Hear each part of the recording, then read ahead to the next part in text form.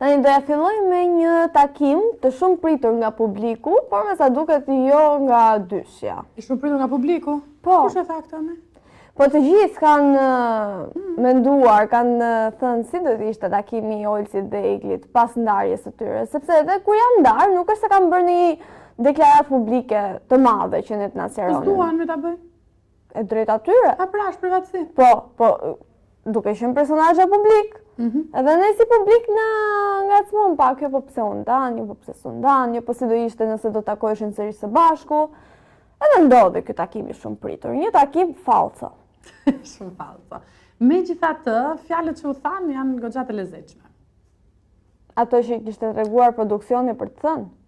Tash këtë nuk e dim ne. Në radh parë duhet të tregojmë pak qytetari.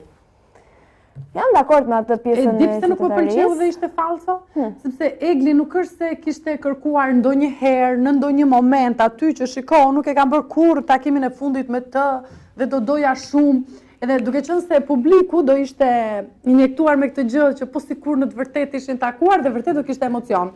Egli nuk e ka kërkuar një gjë të tillë. Olsi në deklaratat e tij ka thënë ju lutem, mos ma përmendni më Egli se un kam grua të shtëpia. Absolutisht. Pra kjo është arsye pse s'kishte emocion. Shiko, shumë e fort pas ka qenë ajo gruaja e Olsit. Ame tash.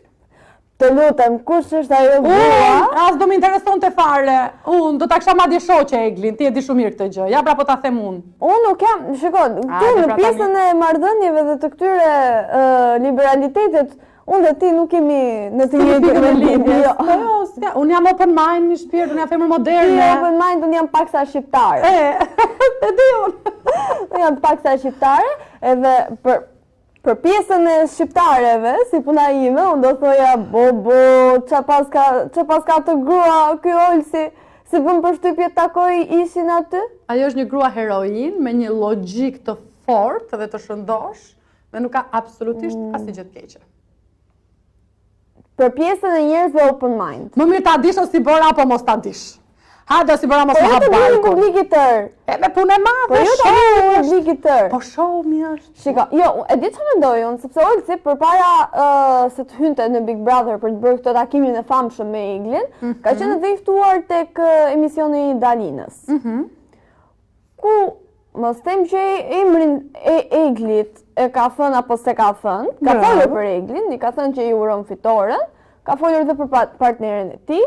Ama ka folur edhe për topin. Topi Olsin e ka hedhur në gjyq. E ka hedhur në gjyq. Mendimi im personal, se nuk mendoj se Olsi dhe partneria e tij do ishin fansa të mëdhenj që të bënin këtë daljen publike. Olsi ka reaguar disa herë edhe më përpara duke thënë që mos mi dërgoni më videot e Eglit, se çfarë bëhet lart e poshtë, sepse un kam gruan në shtëpi.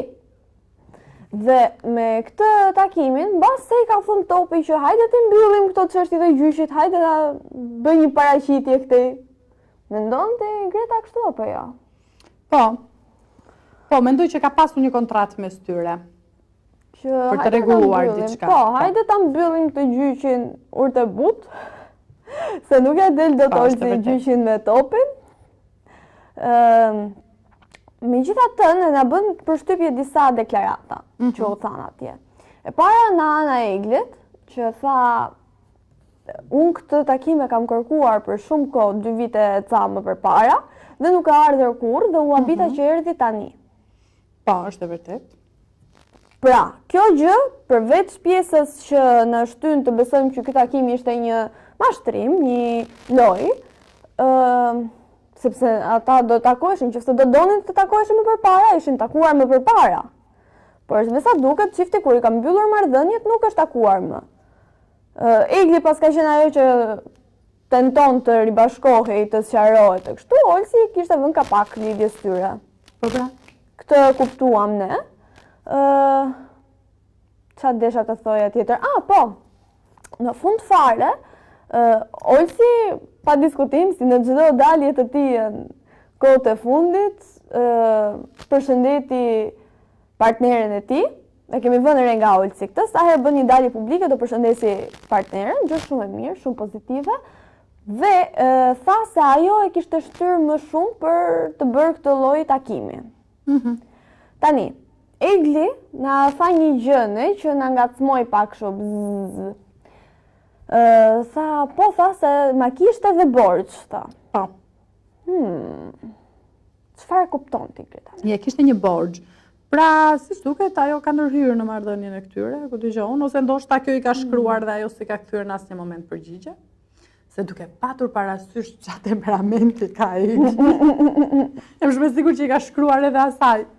Mundet.